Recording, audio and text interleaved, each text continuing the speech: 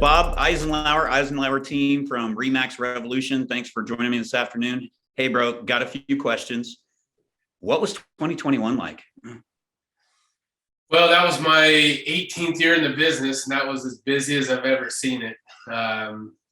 Yeah, it was a banner year for all the realtors, that's for sure. But it was definitely our best year. Kind of almost like a feeding frenzy, amongst the buyers out there.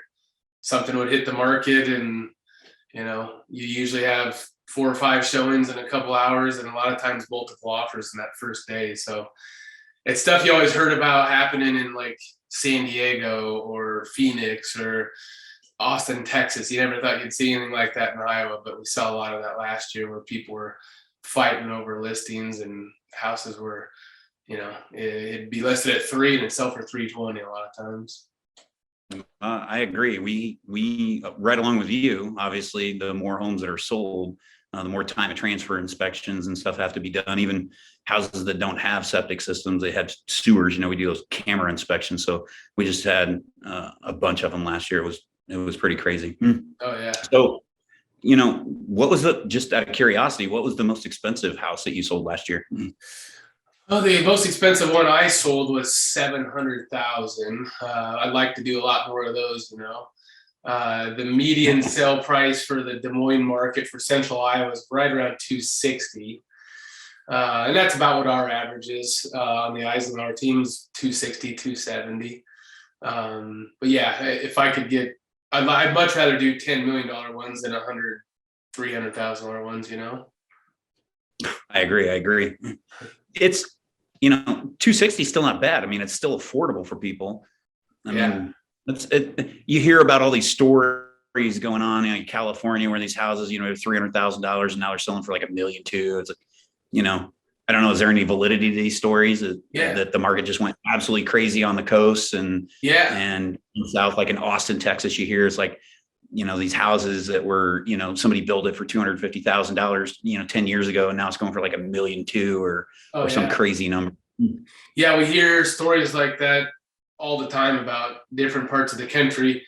And that's one reason it seems like Central Iowa and the Midwest in general, people have been flocking to Iowa. We get, I bet a call or two a month from somebody that's coming from one of the coast that doesn't know much about Iowa other than they can get a lot of house for the money, and the quality of living's maybe a little better, and crime's a little bit lower, and the education's a little bit better. So we have one person right now coming from Seattle, and I took them out to look at homes that were listed in that $1 to $1.5 million range, and he was blown away. He said they'd be $3-4 million out where he was from. So what he's wanting to get, he can actually probably get for about $600,000-700,000 here. So he's kind of adjusting his expectations because he's in a and relatively average neighborhood out there, and it's $1 million, and those houses here are $400,000 or $500,000.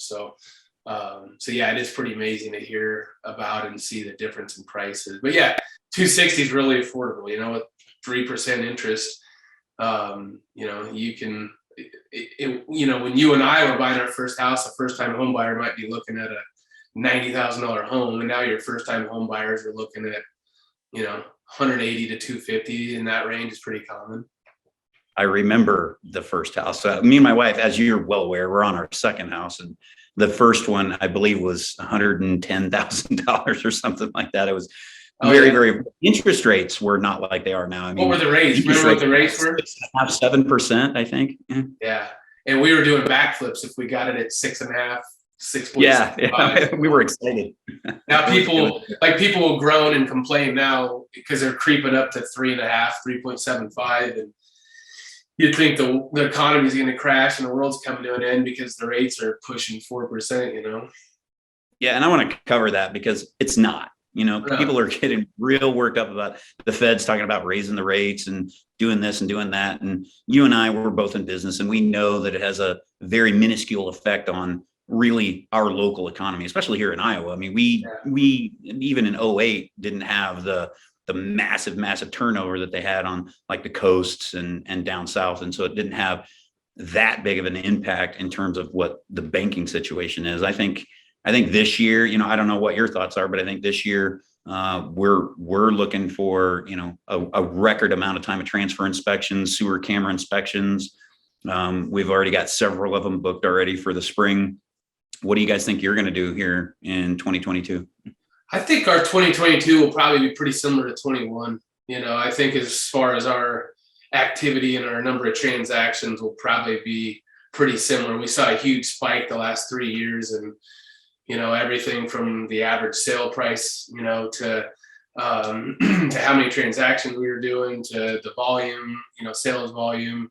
But I think that'll level out. I don't think we're going to take a step back, but I think you'll see prices finally level out a little bit. And, agents that were selling 20 homes a year a couple of years ago, all of a sudden last year we're selling 30 and 40 homes a year. I think that'll just level off. So what in 2021 for you guys, did you see your time of transfers? Was it up a ton from 18, 19, 20, or was it pretty similar to It was prior? it was up 30 some odd percent from 2020. 2020 obviously was a 0 year, but 2019 it was up about 20%. Yeah. And we're doing a lot more value building options for the homeowners that call. I mean, obviously you refer quite a few of them, and you've seen firsthand the interaction that we have with folks, and we talk about the various different options. Like we have the financing program to bridge that gap from I need a new septic system, or I need something repaired on the septic system. I need to bridge that monetary gap while I'm trying to sell my house. So we've brought those financing options in that a lot of your customers have taken advantage. But yeah, the increase in overall inspections and camera inspections, time of transfers, et cetera, it went up about 20%. We're looking for another 5 to 10% increase this coming year. Yeah. And a lot of that's going to be just getting out there and talking to the folks, kind of like you and I are talking, and people, getting out there human to human and just, hey, we're out here. We're something that you need, and quite frankly, you want. Something we are bringing this year that I think you might be interested in is these extended warranty programs. It's kind of like an HSA home warranty, but it's designed for septic systems. And it'll be an add-on, if people want to add it on when they're doing their home sale transaction. It's something that, I guess I'm going to talk to some of your people in March when we do our little time of transfer training program, which kudos to you guys for finally taking, I didn't say finally, but putting together this whole training opportunity for your staff to better understand the time of transfer law and how it applies to real estate transactions. And, we say time of transfer, obviously for the folks who don't know any different, it's time of transfers. If you have a septic system in your home and you're trying to sell it, you got to have this state required inspection. Most realtors are aware of it. Some of them are not. And that's kind of why we're doing these talks. And so we're going to put this out there for people to gain some knowledge per se. You can go to our various different websites and find out, more about it. There's links to the DNR page that explains it. And we're going to talk about ways you don't have to do it. There are a lot. I mean, you and I had an experience in 2019 where it was a transaction that was happening between an attorney who was in charge of a trust. And, through a little bit of conversation, which obviously is just you and I on the phone, we figured out they didn't even have to have one. So they were able to, move forward with their transaction, and it was a success for you. And of course, it was a success for us as well.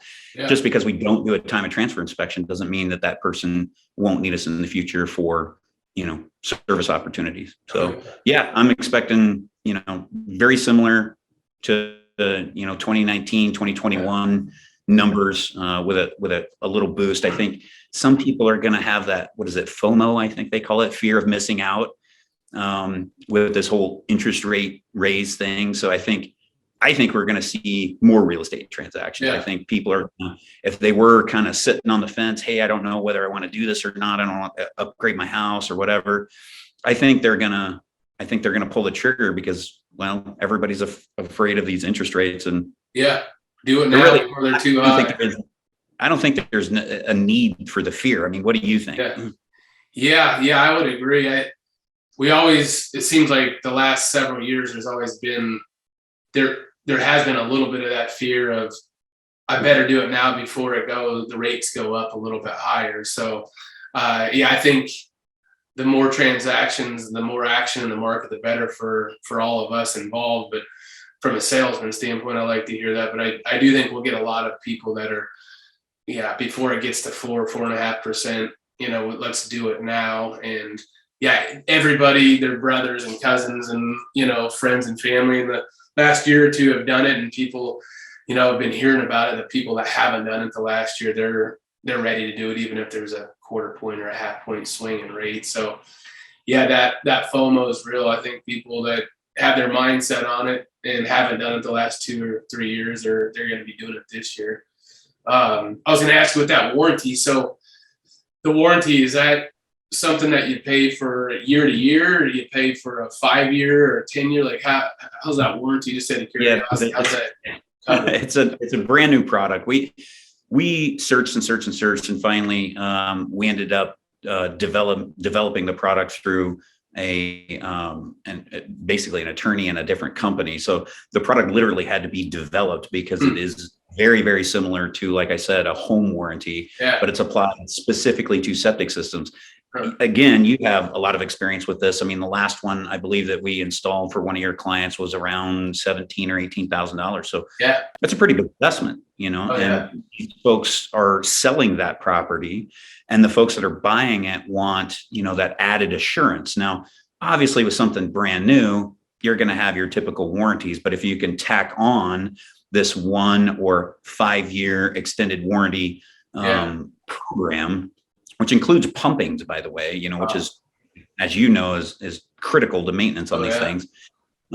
It helps soften the cost of all of that. And essentially it's the seller paying for, the peace of mind, or basically the seller or the buyer, depends on how you work it out. Really, that's up to you guys. You guys are the professionals, but that peace of mind that you get and getting that first little bit of maintenance done, it kind of, especially these folks that come from the city and they buy, the new house out in the county where there's a septic system, they're not sure how it works. We have the opportunity to get in front of them again and talk about it and talk about the do's and don'ts, because it is, it's a system and how it works. And it also gives them that first cleaning, that first touch on the system after it's been installed a year or 5 years later, or 3 years, depending on the size of the family, as you're well aware. Just providing that opportunity for those people. Most importantly, peace of mind. It's a third party company that is providing that peace of mind. And I think it should become ubiquitous with a home transaction that has an on-site wastewater system, AKA septic system. So 1 year, 3 year, 5 year is what the plans are. This is going to get rolled out sometime in April. I was hoping to have it ready to go by our season in March, but you got to get through a lot of red tape with those kind of things. So the rollout will be April 1st. Cool. But it's excited to hear about it. Yeah, that's great, man.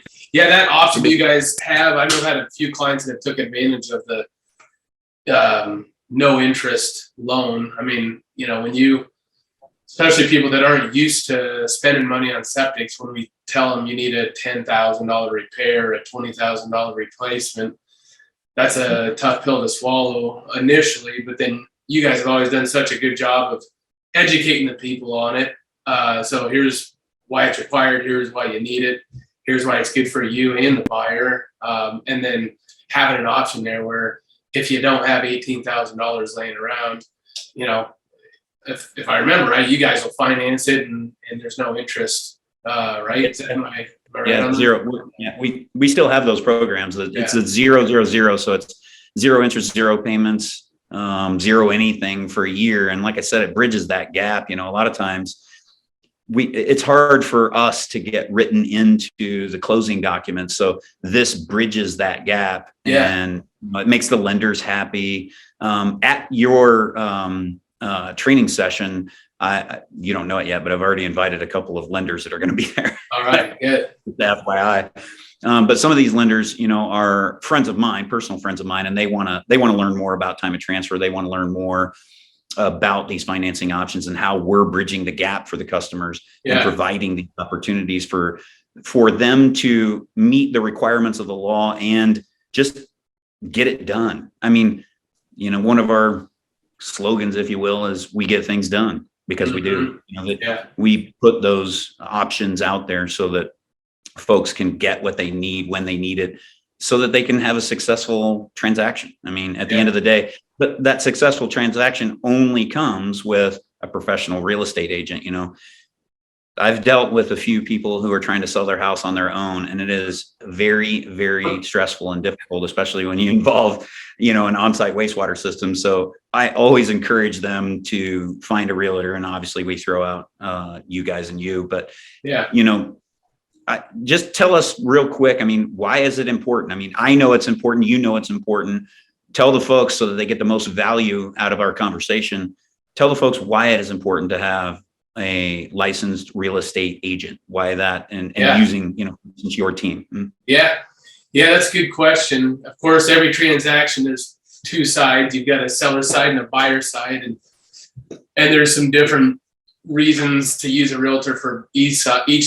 If you're on the selling side, I can't tell you how common it is for homeowners that want to try and sell it on their own, and they leave money on the table, especially when you see a market the way it's been in the last 2 years, where month to month prices have just been spiking. And, you know, I've represented a buyer, let's say on a home for sale by owner, where I had no allegiance or no loyalty to that seller. The buyer hired me, and we knew they underpriced it by $10,000 or $20,000 or $30,000. So if you're a seller, I'd say, if for no other reason, using a realtor just to make sure you're not leaving money on the table. Most people, if you're a seller, the reason they don't want to use an agent is because they think they're saving a ton of money. And there's a lot of times where, you know, maybe we're making $10,000 or $12,000 on commission, but we can sell for an extra $15,000 or $20,000 or $10,000. So that's one reason. Don't leave any money on the table if you're a seller. And then there's just so many moving parts to a transaction, and there's so many times where, you know, if you're a seller, you don't know what you don't know. So, you know, me being in the business for almost 20 years, I can spot a problem or a red flag a mile away usually. So that helps me sift through all the quality buyers or maybe a trouble transaction before we even get through it. Where a homeowner, they might start negotiating with the buyer and get 2, 3, 4 weeks into a transaction, and then realize that this person, for one reason or another, can't actually buy it. So we're going to filter all the, you know, the bad apples out of the bunch there as far as buyers go, and figure out which ones are the best buyers and which ones can actually perform, you know, and then, you know, make sure the title's brought up properly, abstracts updated, make sure you know, if there's any issues. Another thing we've had a lot of problems with lately is the appraisals, because prices have been spiking. We're selling them a lot higher than what the appraisal will come in.